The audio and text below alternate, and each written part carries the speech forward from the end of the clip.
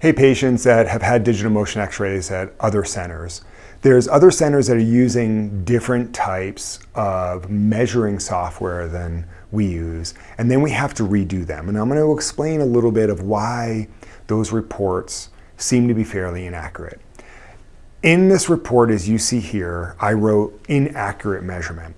They will have a red line on the backs of the vertebral bodies, and then there's this green arc that they use as where your normal curve should be.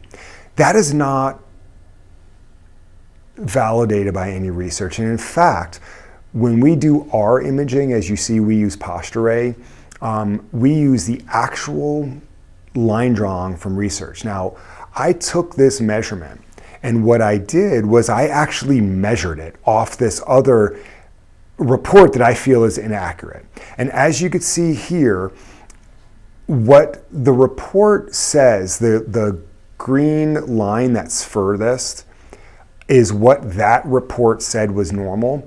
And the red line is where your neck is. And then the middle green line is the report that I use.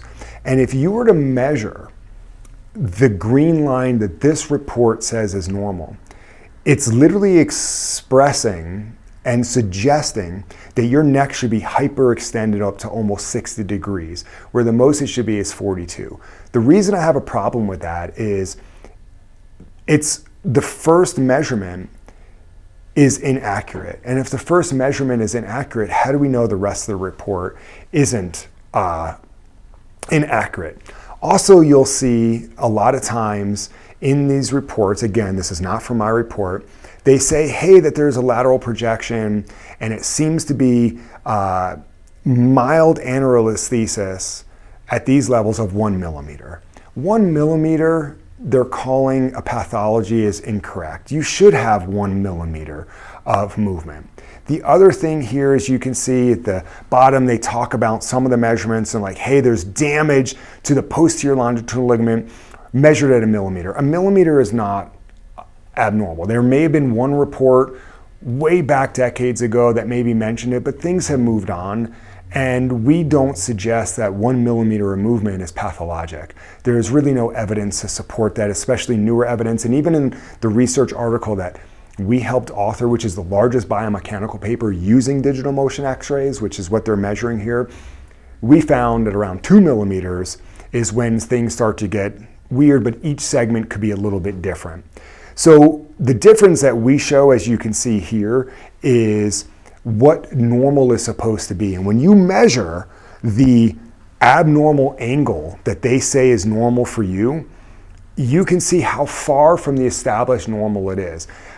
This is why I put the patient's name as bullshit curve. They're using an inaccurate curve to suggest where your spine should be. And we don't do that in our office. The line drawings that we do is based on research and even based on research that we did. So if you're going to other DMX centers and they're using reports like this and you're asking us to help you interpret it, I'm going to tell you we can't rely on this software because starting with the cervical curve, it's an inaccurate made up angle that when measured like I did, strongly shows that what they're suggesting is normal is hyperextension, and we're not going to support that. So we are happy to look at your images from other places, but we may have to re-digitize them based on more accurate software as well as the research that we're using and that have done on digital motion x-rays.